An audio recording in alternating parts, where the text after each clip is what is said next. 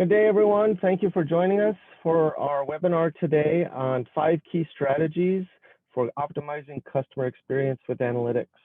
I'm Eric Thacker. I'll be your host for the rest of the webinar. I would like to take care of a couple of housekeeping issues. Number one, please ask your questions whenever they may come up throughout the webinar. We'll be monitoring them, and then we'll be answering all questions at the end of the webinar. Number two, this webinar is being recorded, so within 24 to 48 hours, we will have it up and available for viewing as a recorded webinar. So if you missed any portion of it, or if you want to watch it again or share it with someone else, feel free to do so. So with those 2 points, let's get started. So you want to go to the next slide? Today, what we'll be doing is, let me introduce our panelists, then we'll be talking about key trends that are happening in the customer experience space and some takeaways and strategies you can use to adapt to those changes and optimize your overall customer experience efforts. We'll have Matt from HP. He'll talk about a specific use case of how they changed their customer experience process and the results that they saw. Then we'll have Anba come on and talk about modern analytics and some of the challenges that he's faced personally and some of the ways that he's built up to get around those frustrations that he's had. And then finally, we'll end up with a demo of the Tinosys platform. Next slide. Before we jump into the meat of it, I wanted to give an introduction to our esteemed panelists. They're all they have a lot of experience in this space, and we're very happy to have them here. Diptish is a 30-year veteran in customer support. He's devoted his career to building out support and services for companies with a focus on customer satisfaction driven by process, data, and technology. Diptish has built support organizations for a multitude of different technology companies in various technology sectors, and he's currently VP of Support and Services at Fetch Robotics. Thanks for joining us, Diptish. Matt is a 25-year veteran in leading customer success and customer-facing post-sales roles. He has also worked at a variety of industries and with a significant number of CS platforms, including Gainsight, StrikeDeck, and Tatango. He's designed and implemented CS journeys from high touch to tech touch programs. Currently, he plays a key role as head of CS operations at Aruba, which is a Hewlett-Packard enterprise company. He's tasked with building and managing a global CS organization built around technology. In addition, Matt was a finalist for the 2020 TSIA Star Award for Innovation in CS. We're lucky to have him with us today as well. And last but not least, Anba is an entrepreneur and CEO with over 25 years of industry experience. He is the founder of a lot of different companies, including Nefos and Panzura. He's facilitated and built world-class technology management and product development teams with specialty in both startup and scaled growth stages. Anba founded Tinosys in 2016, pioneering the use of AI with data science and analytics to help companies get a much higher level of customer success. Okay, that's great. So thanks for joining us, guys. Look forward to hearing from you. Let's move on, and I'll turn it over to Diptish. Awesome. Thank you, Eric. Happy to be here. So this is Diptish Data. As Eric introduced me, I'm VP of Support and Services at Fetch Robotics right now. I have been with many different companies, like you said, working on support and services. And I've seen things evolve over time quite a bit. Things have changed from basic support and how you actually respond to customers to using technology to make things better. And that's kind of going to be the focus of this whole discussion over here. So let's jump into the first slide, guys. Next slide. Okay. So the letter C and S, CS, is used to describe support organizations across the industries. And the C obviously stands for customer, but S typically is interchangeably used as support, success, or satisfaction. And I think these things mean a little bit different. And it's important to understand what they are because it kind of grounds what this discussion is about. So I'm going to spend a little time talking about this on this slide. So support to me is basically when you help customers. When a customer has a problem, You respond to him and you help solve his issues. That's basic support. That's just basic fundamental support operations. Success, on the other hand, I think is where you go above and beyond. You go above and beyond to help the customer, and that ensures the customer's success. And if your organization's goal is to ensure the customer's success, then that's what that's about. What that leads to then is customer satisfaction. This is what you strive for. If the customer is satisfied, then he's buying more, he's telling other customers about your company, and that's what leads to the best customer experience. So click on the next. So how do you go above and beyond? So I'm going to focus basically on the word customer success, which is the main thing that leads to customer experience. And the key is, how do you ensure customer success? And so how do you go above and beyond? And I think there's a couple of things that come to mind when I think about customer success. One is to be an extension of your customer. A quick side story that comes to mind is, just recently in my company, one of our most important customers reached out to me and said, hey, can I have one of your guys join us in our monthly strategy meeting? That right there to me is where a customer has realized that this company, this vendor that is working for us, has our best interest at heart. And when that happens, then he's using us as an extension. He's using us as an advisor to his company, and we're an extension to the customer. So that's important. The second thing is to understand the customer.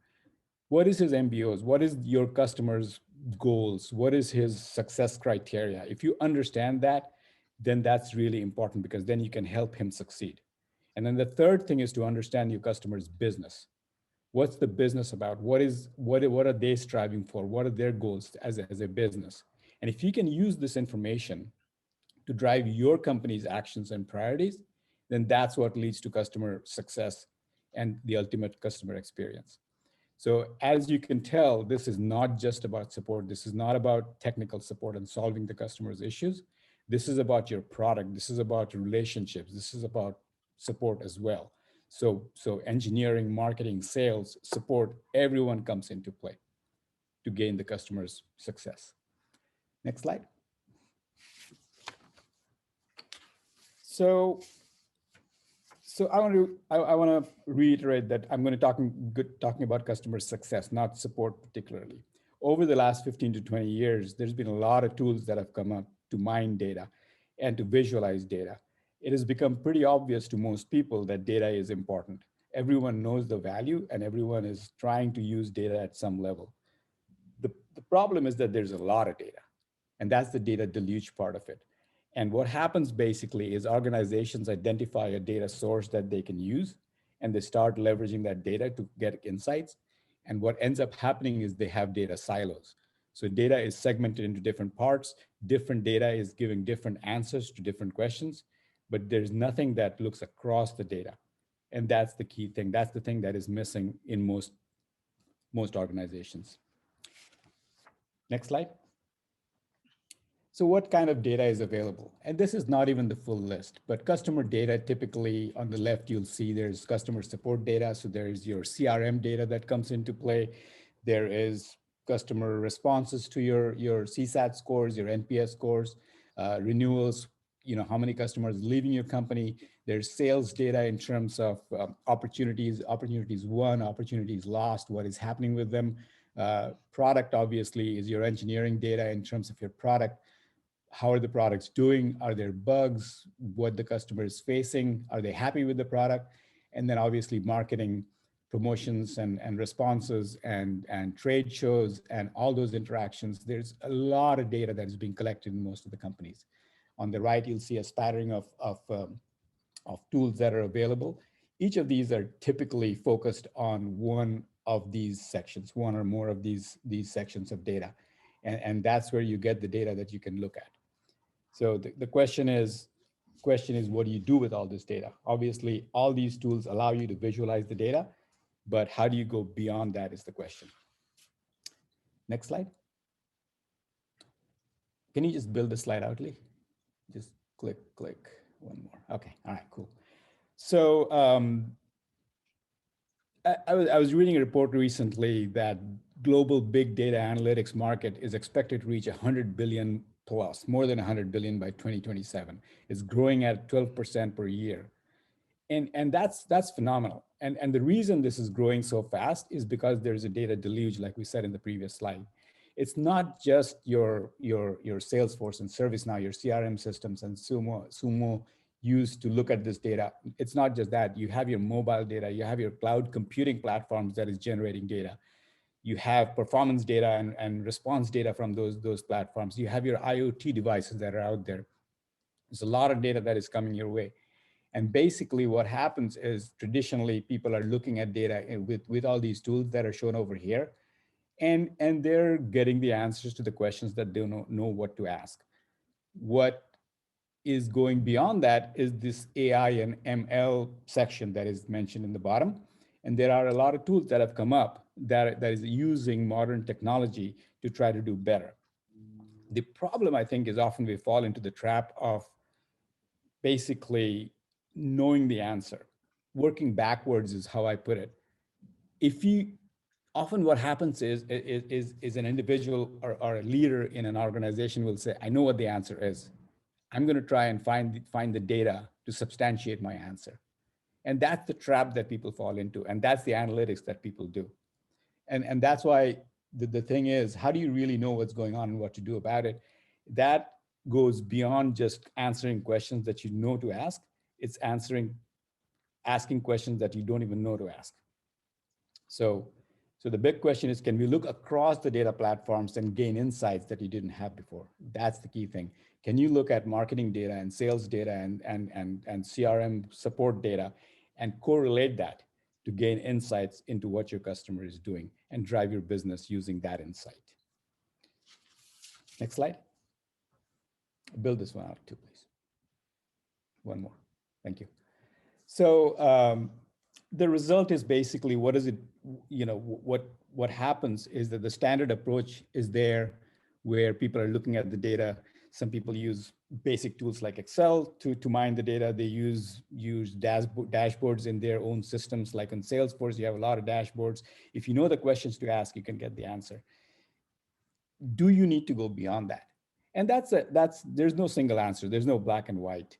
But if you figure that there is insight in data that is being gathered across your organization and deeper analysis will help you, then you need to start the journey to try to employ advanced tools using AI and machine learning that'll help you gain these insights. And that's the key question. If you think you need that, then you need to find the answers. They need to find the tools to get those answers for you. And you need the platform that looks across data sources to identify global patterns and trends. And that's going to take you to the next level. The key here is, if you know the questions to ask, you can get the answers. But if you don't know what questions to ask, if you feel that there is information in there that's going to give you a big aha and help you guide your customers, then you need to look at advanced tools like we're talking about here. Next slide.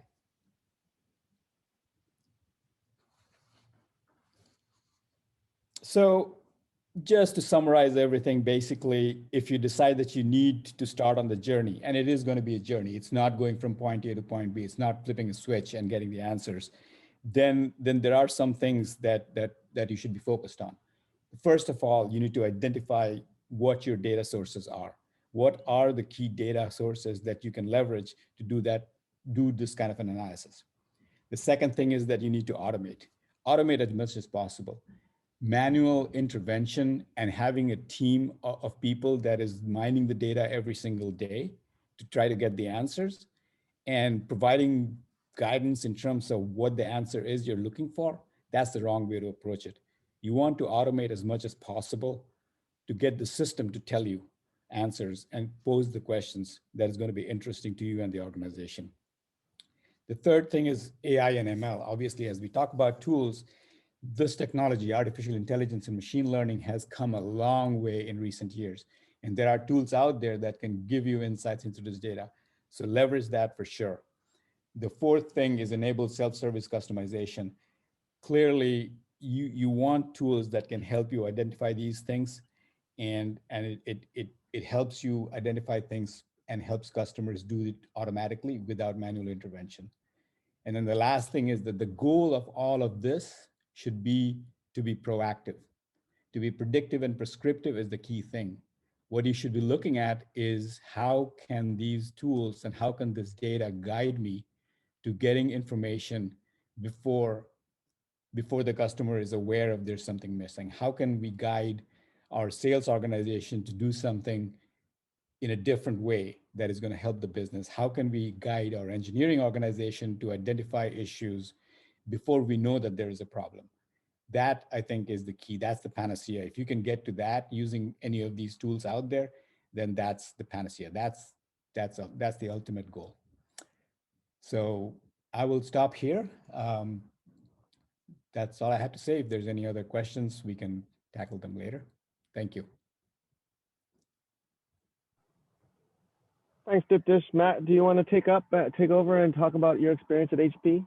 Yeah, definitely. And Diptish, I completely agree with you about, the need for these tools in order to, have that proactive nature, getting ahead of the problems well before the customer sees it. So HP and Tinosys had a long relationship where there's been a lot of value provided to us by the team to solve a lot of the challenges that a large company can have. You go to the next slide. So as we look at the challenges that we face on any given day, I have a plethora of data. I have data from support engagement, product, sales, marketing, human interaction. But the challenge that we have is it's all very disjointed data. The data isn't created in a way that it allows you to fully understand what's going on. Creates a lot of chaos and confusion when we're talking to the customer or just even trying to understand who that customer is. And the biggest challenge that we deal with at the end of the day is, we need to make sure that customer stays with us for the long haul. But if our data is disjointed, product doesn't know what's going on with the customer. CS knows that the customer is unhappy, but it's not able to share that information upstream. We'd run a huge risk of impacting that renewal with the customer. And at the end of the day, it could put that renewal motion in a state of flux and question. So, obviously, we don't want to lose a customer. So, go to the next slide. One of the things, when we look at, historically what we've done and what we had to do, we've had to take data from flat files and CSVs that, come out of our product. We are pulling in data that is in Salesforce that has no unique connector to our other data sets. We bring in data from marketing and other tools. We're spending many hours by hand to stitch this data together. Potentially, we're using some automation through Excel, but there's a lot of limitations when it comes to the use of Excel and other tools to stitch this data together to tell that clean story of what's going on with the customer. And at the end of the day, we have all this data, but it's very siloed by team, siloed by organization, and it really doesn't allow us to understand what's going on with the customer and prevents us from being able to provide the customer with the great experience that they're looking for. Go to the next slide. So this is where the partnership with Tinosys was really able to come in to play. They're able to, what was taking a CSM, they're spending, upwards of 10, 15 hours a week just diving through data to understand what's going on with their small subset of customers. That's great if the CSM only has, 50 customers, but when you have, hundreds of customers to support, it does not make sense, and it's not good use. There's low ROI for having a CSM have to spend 30 minutes every day to look up each one of their accounts. They don't have time to actually interact with the customer. we're able to, work with Tinosys to really bring our data together and understand what's going on with it. We're able to get some insights by connecting in different data sources, the product telemetry and support information, to really get some insights as to what's going on with our customer, understand how they're using it. And, we leverage this information not only for the CS purposes, but we also share this information upstream. And so kind of getting to, previous comment by Diptish is we're able to share information about potential problems. So this with the product team, so they're able to then get ahead of a problem, solve it before, a minor little bug could potentially get to a larger customer. So at the end of the day, by merging of our data and working with Tinosys, they're able to show us really what's going on with our customer and understand the true value or the true impact that the customers are having and create those views of the customer. Go to the next slide. And at the end of the day, with this improved view of what's going on, we're able to do some major things, able to reduce churn, significantly in a couple quarters due to just understanding what's going on and getting ahead of problems. When churn goes down, other things go up. We're able to improve our satisfaction. We're able to get ahead of problems. We're able to really work to make the customer to understand what's going on, improve their experience. And at the same time, through efficiencies, by working with the product, understanding customer interaction, we're able to reduce the case backlog and get information to the customer to make them more self-sufficient and more successful. All right. Eric, on to you. Thanks, Matt. Next, we're going to have Anba talk a little bit more about the solution in detail, but more importantly, about what drove him to create it. He's been doing this a long time, and he was running into a lot of problems. And like any entrepreneur, if you can't find a solution out there, then you go make your own.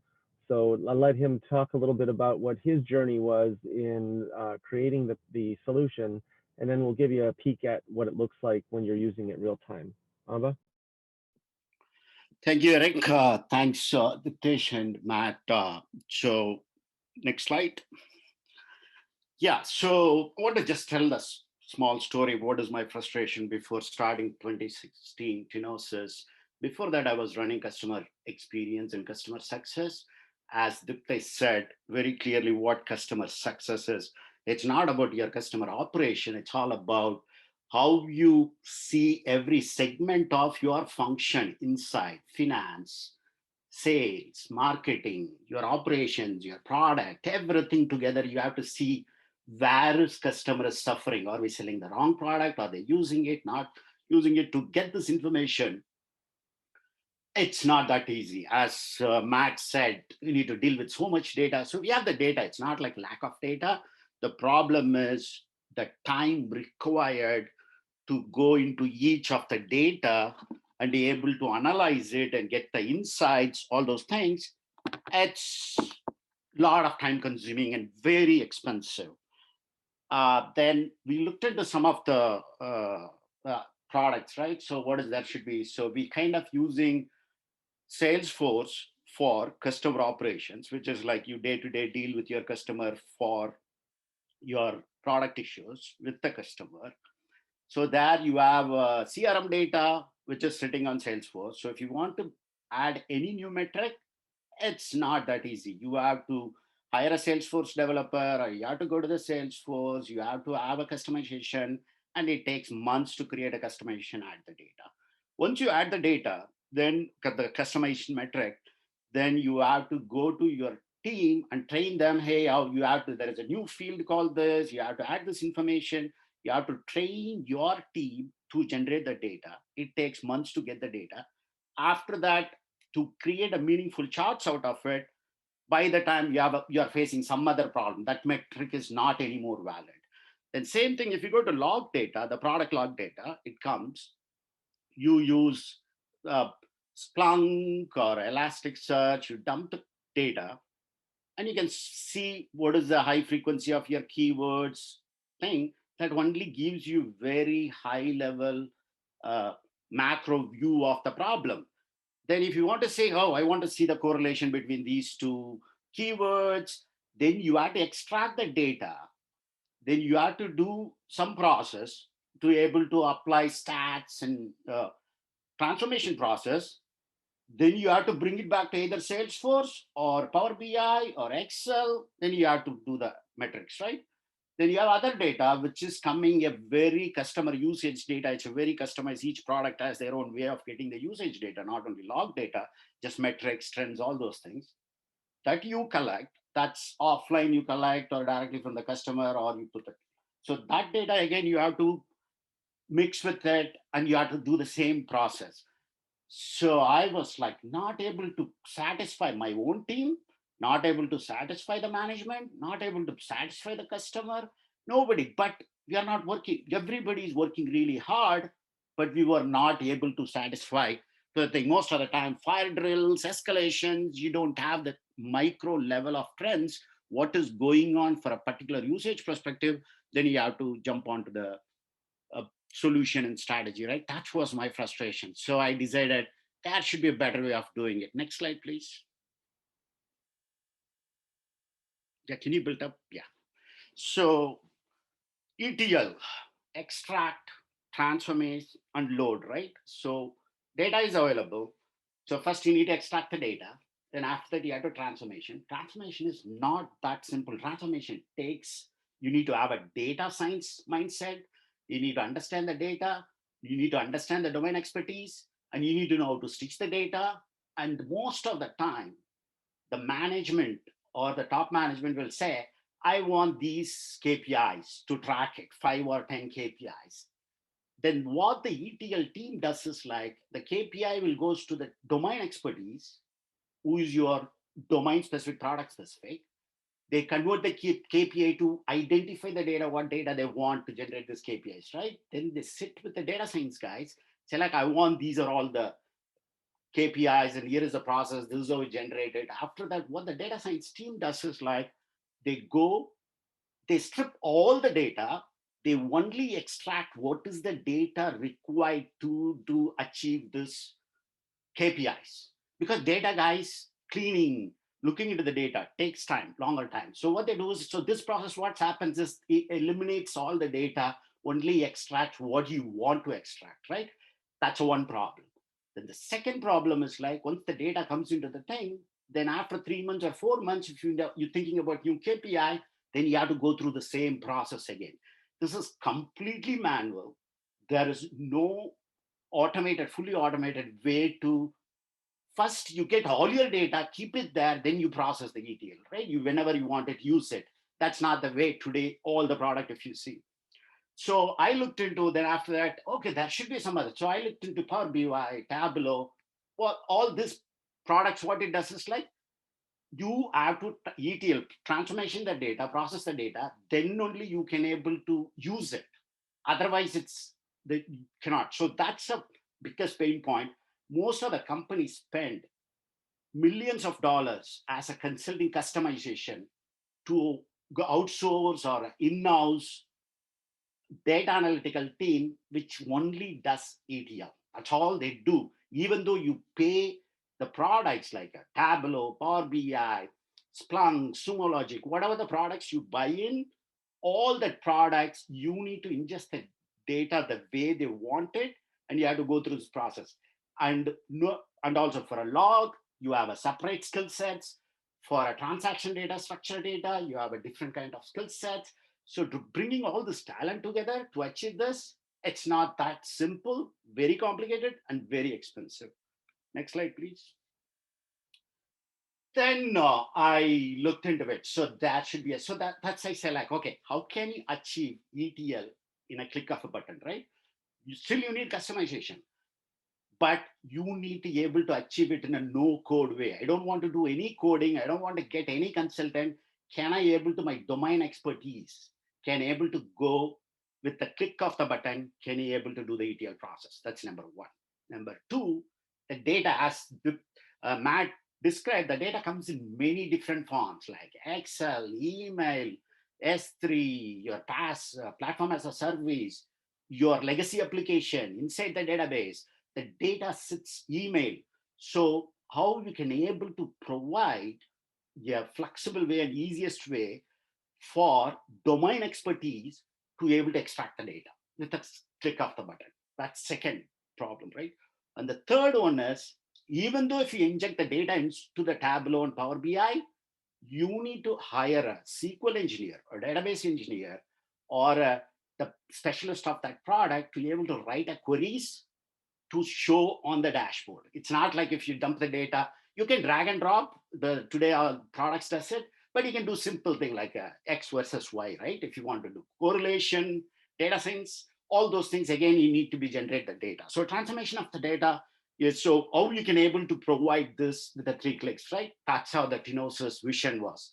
Tinosys vision was how we can able to extract the data with a single click from all different sources. Number two, how you can able to ETL process, stitch the data, transform the data using data science, using ML, AI, all this with your own customization, because you know your data better than us. So we just provide you the capabilities and features for you to easily achieve this task. Number three, how you can able to provide like simple language instead of writing a SQL queries, right? SQL queries getting complex. If you have multiple tables, you have to write joint. It's database. You need a database specialist to do all those things.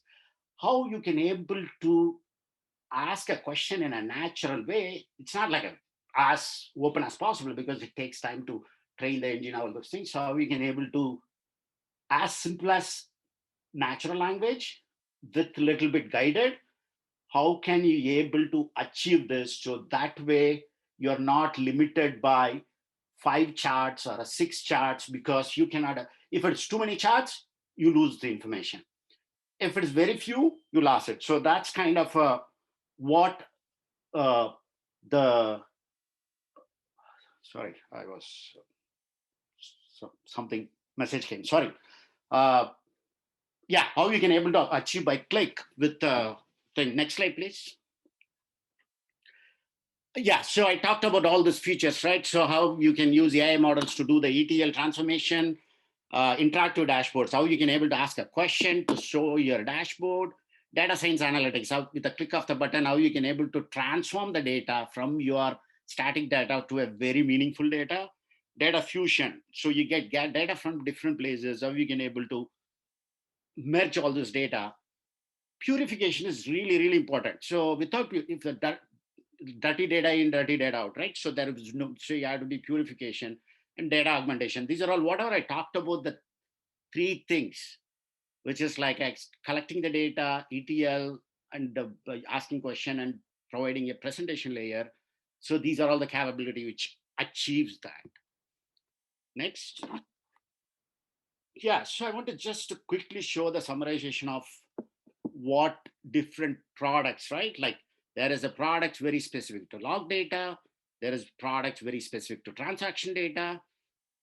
Then they all support, we support, so it's more like an API for pushing your data, your transformed data, pushing to the platforms to present it, not extracting the data to process it, right? So that's most of the platform achieve the, say that they have APIs.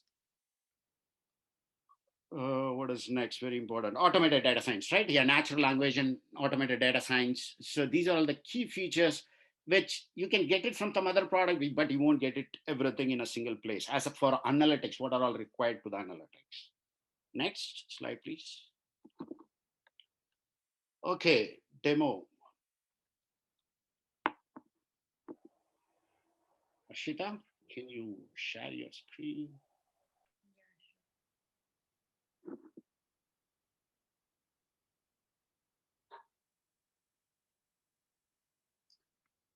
Yeah, can you go to the, to sign up to the service? Very simple. You can go to tinosys.com. You can click on free trial, give your business email and your name, so you can able to get an email with the link, with the credential. So you can reset your password, set your password, then you're all set to go. So you can log in. Go to the, yeah. So once you log in, this is how the home page will look like, right? The landing page. So first, if you want to experiment the product, any product, right? If you want to do any POC, any product, it takes a lot of time to bring that on board, set up everything to try it. So that's why I want to make it very simple and quicker. So if you want to try the product, if you have a data, go to the data upload, click browse, and that's just, so for a demo purpose, I'm going to real time upload the data so you can able to see how long it takes to process the whole ETL without even putting any manual process, right? Okay, next, go to the connectors. So as I talked about data sources, right? Here is the data sources we support. Ashita, can you slowly walk through? Yeah, so they can see.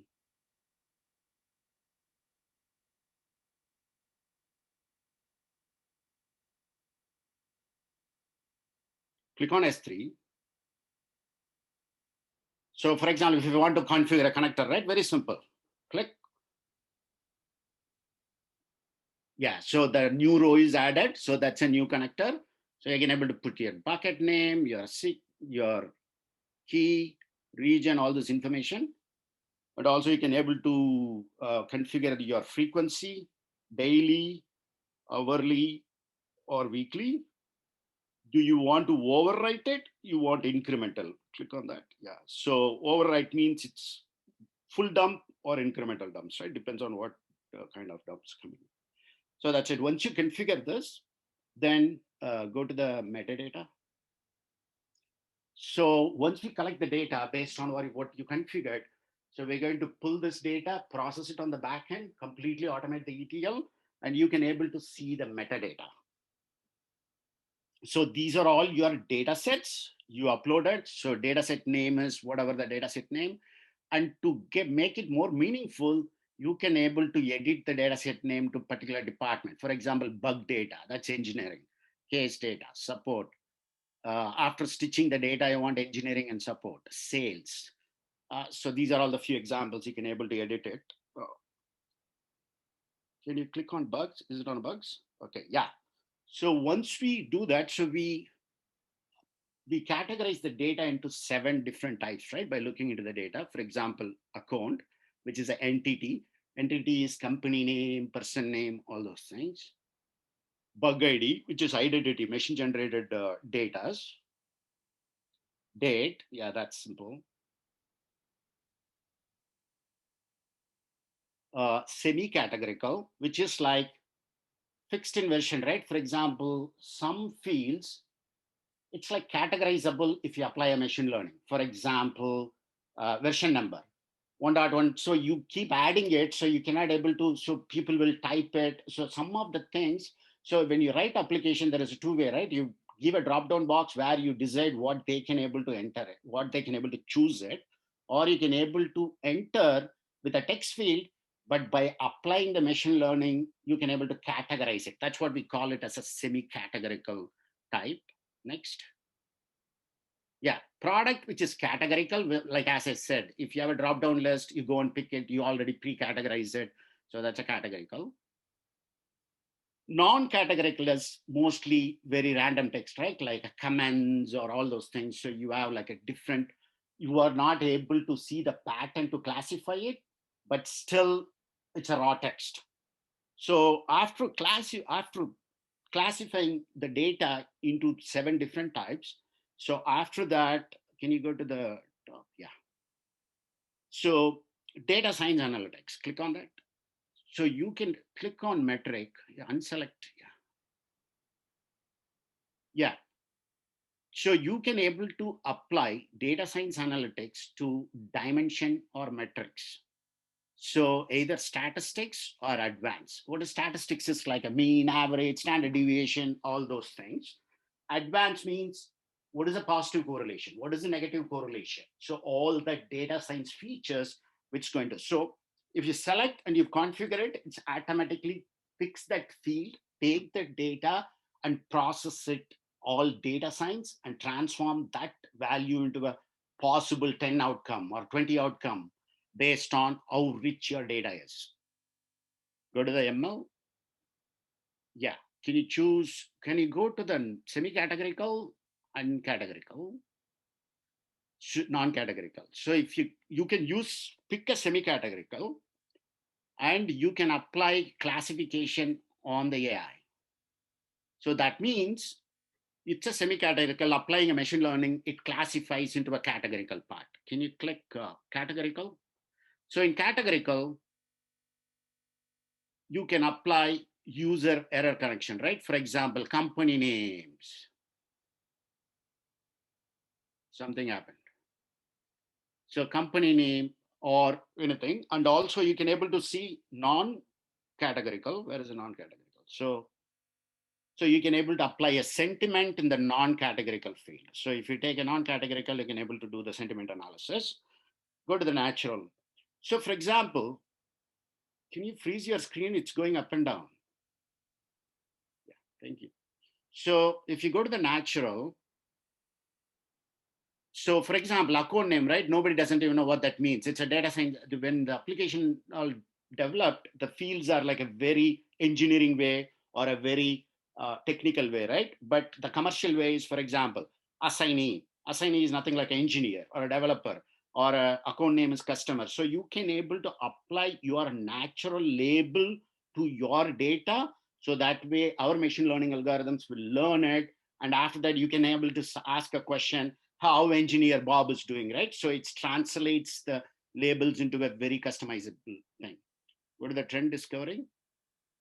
So you can choose any dimension or any metric.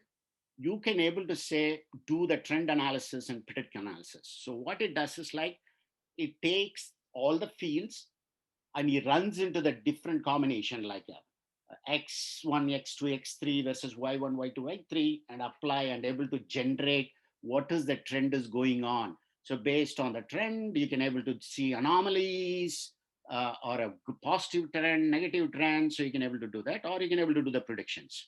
So here, if you see how easy is it to take your data, you can able to, machines will classify it.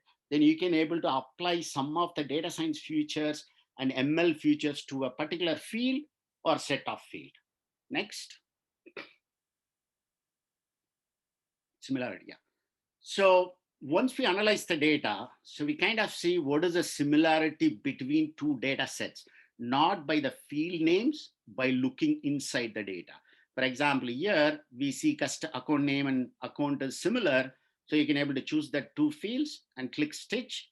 So for example, if you want to stitch two data sets, you already see these are all the common fields. You select which field you want it, stitch it. So we provide customization. At the same time, it's very easy. It's a clickable. Next.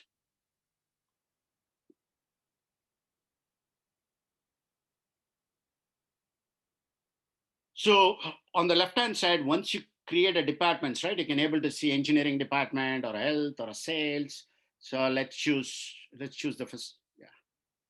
So let me run on the sales. Okay, go ahead.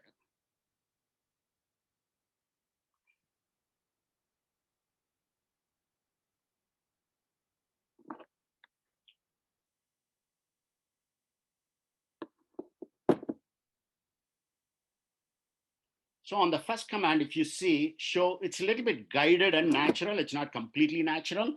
So show the total by gender and product line and payment, right? So show me the value, total value by this. Go a little bit. So if we do the descriptive is total summary. What is the total summary? It gives you the summary of your data. You don't have a time to look into every chart, minute, and go through that. Next, go down.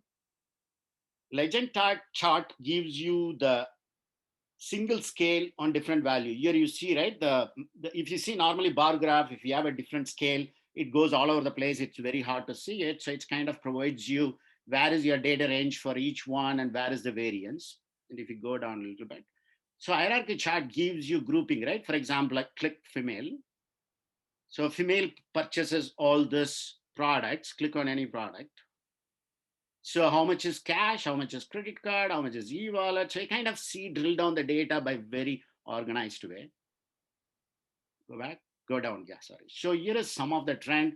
What is gender versus total value, product line versus individual metrics chart. So it gives you somebody want to see the trends on individual metric, and also below it gives you on the data in the table form. So if you want to see the data, what it is, so people want to consume the main goal here is like, right, so some target audience want to quickly read and see what's going on. Some people are very detailed, they want to look into the data and see is it true or not. Some people are visualization.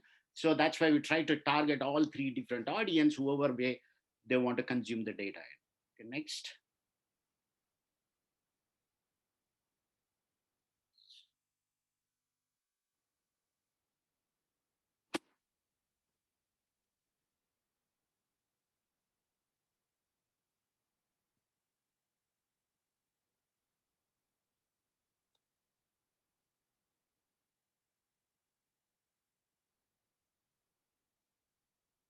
Okay, so this is another from your different data set. If you want to run a query at the sales support, so same way how we can able to see, yeah, the owner name is nothing like a who's agent, right? Agent and the product family. It gives you, you can able to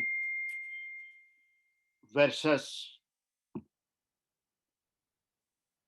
so you can able to see all the different graphs and things, right? Okay, next. Go to the natural. Can you pick from the history?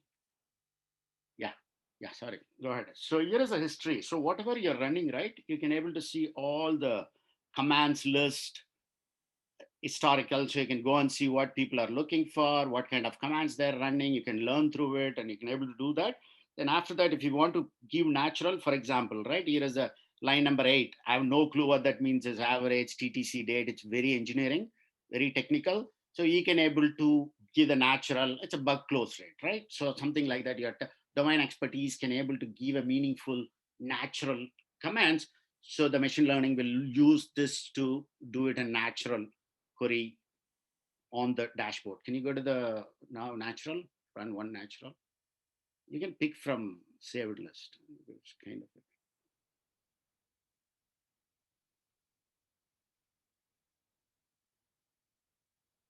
So sales by gender and product and city, right? Just some typing, I don't even, so it gives you the exact same view, even though you kind of used the keywords to show the trends. So for example, go up, yeah.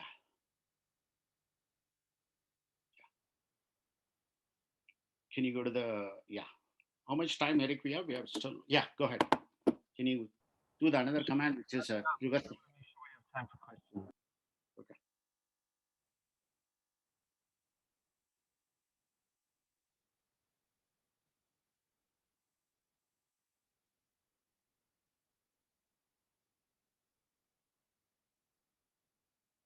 See, for example, there you gave on the natural language, right? But closer rate.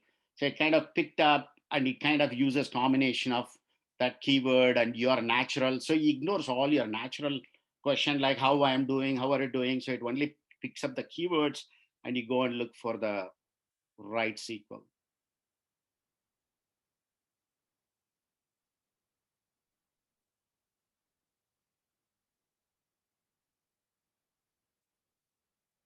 So also what it does is, so based on whatever the search people are using the product and do that, it kinds of looks into frequently used and recently used and all the trend analysis, what it did on a daily trends, it kinds of picks up all that trends and it automatically creates a dashboard like you, which is some anomalies, some variance, so it kind of clicks you.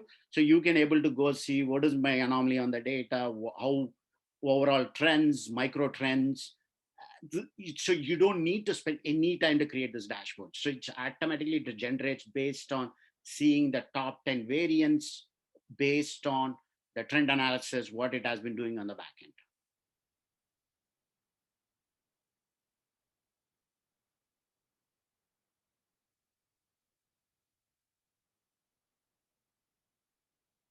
So we uploaded the data when start of the demo. So I got a notification, the metadata is updated. So whenever somebody runs a new command, it also gets a notification. So here is the demo data, right? Touch organization. Click on that. Yeah, go to the metadata and see.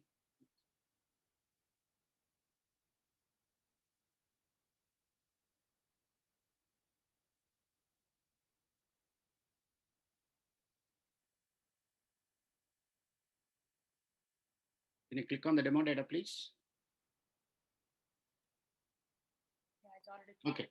Yeah, so when you click on it, so you see before that, just we uploaded start of the demo. So you can see that it took 8 minutes to process the data, and immediately you see it is already categorized into based on the data. For example, here I can see, can you pick categorical, country text, right? It's a categorical. That makes sense. Identity, case number is identity. Can you go a little up?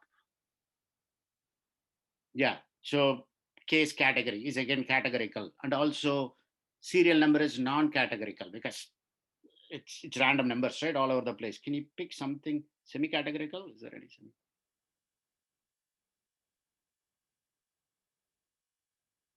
No, this file doesn't contain some. Okay, so that's kind of how simple is it. With the 10 minutes, you uploaded your data, start of the demo, and you got your metadata. Now let's go run some queries on this new data.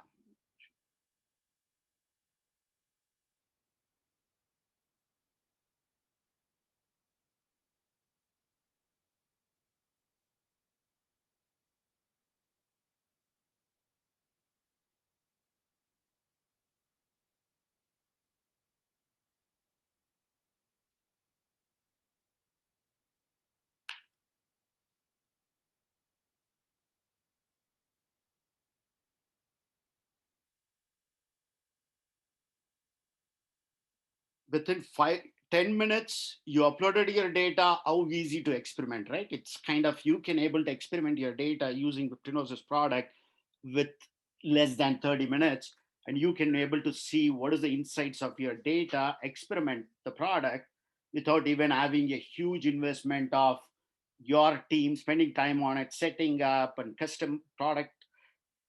Yeah, go up a little bit. Go up. And also here, right, I want to mention one thing. Can you go up all the way in the show space? Even though you don't know your fields, here is all your data coming in. You're not asking a particular KPI and you're going back to your ETL team to ask for it. They only pick like 4 or 5 fields, right? Whatever required, 5 or 10 fields. Here, all the data is at disposal. You can able to experiment it or run trend analysis, the capabilities to see the trends across your all data fields. Okay, Eric, back to you. Thanks, Anba. Can we go back to the presentation? Thanks. Let's go to the next slide. I just want to wrap things up. I know people are on schedules, so I don't want to. Oh, Anba, do you want to go through use cases real quickly? Quickly. Yes.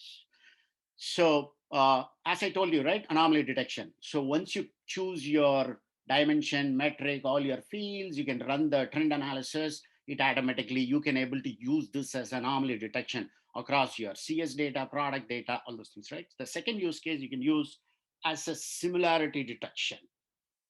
You have your case data, you have your sales renewal, so you can able to say, hey, this is the particular behavior. So you can able to, for example, these cases are similar to these cases. So you can able to resolve the cases quicker by looking into the pattern of the already historical cases to predict the future case will be recommended. That's another use case you can use this product for. Call analysis, you can dump all your like call recorded data from your call centers, and we convert voice to text, and then we gave it, it's a non-categorical data. We give it to our ML analytics to do the sentiment analysis. So you can able to do the sentiment analysis to say that like which voice call is having a positive, negative. That's another use case you can use this product for. Customer segmentation. As Diptish and Matt talked about the customer success, right? Customer success is you need to understand your customers as narrow as possible. If you're more narrower, you can able to detect the micro trends easier. So you can able to use your customer, you can able to choose like, oh, I want to use my customer region, sales guy, value. You can use all the fields and able to say, run classification on this field, right? So it automatically goes and runs classification, and you can able to segment the customer into as narrow as possible, that you can able to use it for your customer success to see your segmentation. And sentiment analysis, again, I talked about it. You can able to give any non-categorical data to apply a sentiment on your case commands or your bug commands or your sales guy commands, or like a human, whatever the interaction between your teams and your customer teams, you can able to use that data for a sentiment analysis to predict it. So these are all the few use cases I listed out. So you can able to use our product to these use cases. Eric? Thanks, Anba, and thanks to Matt and to Diptish. Let me just go next slide. I'll just do a quick summary. One of the things that Diptish mentioned is that things are really changing around customer experience, customer success, and companies need to change their approach if they're going to want to continue to be successful, and they're not going to want to run into roadblocks to that success. There are five key things that Diptish went over: data consolidation from all your disparate sources, automating as much as you can to speed up the process, applying advanced techniques in order to really analyze the data beyond what human capabilities are, making sure that it's self-service available so that anybody in the organization can use it to help improve their own performance, and then make sure that the whole approach tells you not just what's going on, but also what you should do about it. And as you just heard from Anba, he found those things lacking in a combined way, and so that's why he went out and he created the Tinosys TrueInsights platform to really help eliminate your blind spots and help you really understand what's going on in your organization. All right, so let me next slide, and I just have a couple minutes left. I'll run through some questions because I don't want people to feel like we didn't cover them. The first one is, we have a small analytics team that pulls data and manually stitches it together. Then they create queries and build dashboards for management. Isn't that enough? So I guess that's for Diptish.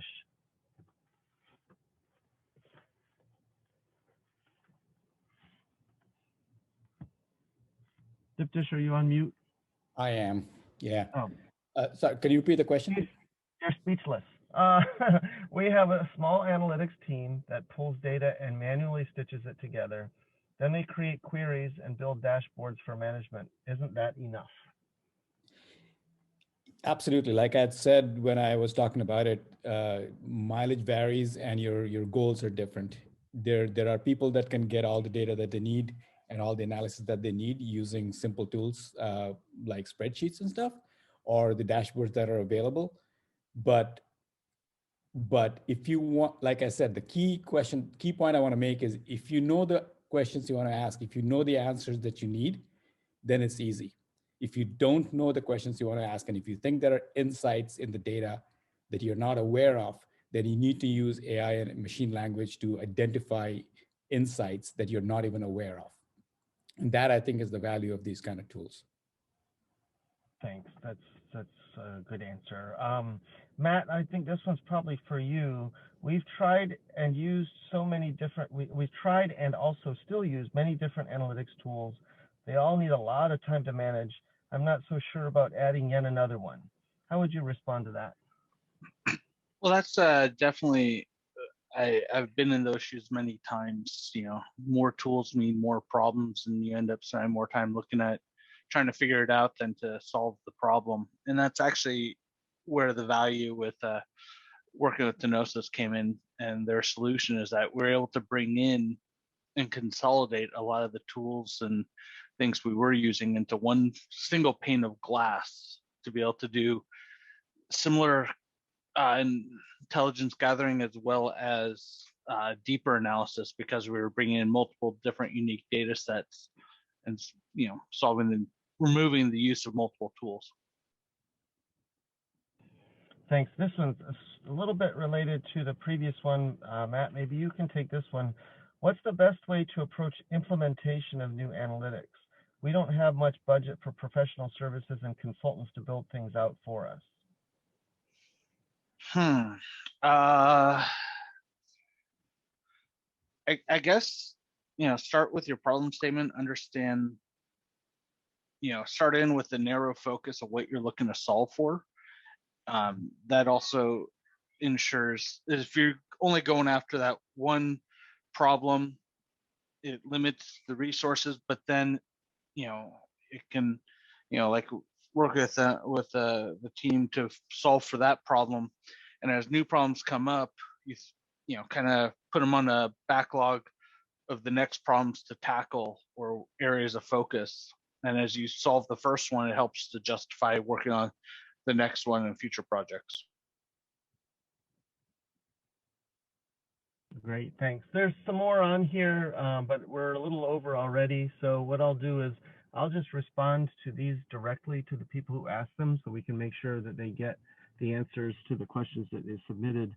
Again, this is being recorded and will be up as an archived version within the next day or so. So feel free to watch it there if you missed any part of this presentation, or if you wanted to share it with other people. I just want to take this time to thank again Diptish, Matt, Anba, and our special guest star Harshita on the demo for presenting this for us. We hope you found it useful. If you want to give us a try, it's free. You saw how you go about doing that. Here's the direct link. If you have any questions, please reach out to us directly. We will be holding a next webinar in about a little over a month. And so you will be hearing about that, the details, the login page, link, and everything else. We hope to see you there again soon. Thanks very much for joining us and have a great day.